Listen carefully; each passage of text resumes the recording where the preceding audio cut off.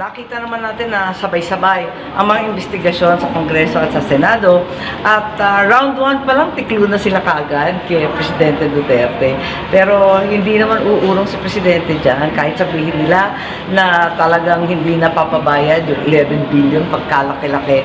Kahit sabihin nila na tuloy-tuloy pa rin at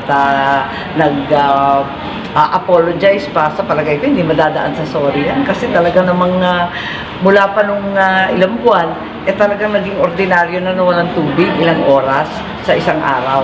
Tapos nakakapagtaka pa, bakit yung mga magagarang subdivision, bakit halos tuloy-tuloy yung tubig samantalang yung mga areas katulad ng Mandalo, yung Caloocan, yung mga sabihin na natin, mas mahirap na mga lugar, bakit kulang na kulang ang tubig sa Pasig? Talaga namang parang pinipili pa kung sino i-shortage. Hindi naman yata tama yun. So tinagnan natin kung talagang i-extend ba to, legal ba yung extension, at ano ba ang dapat gawin. Kung tutuusin, tag-ulan pa ngayon hanggang December, ano na lang tayo sa pag umabot ng summer at tag-init.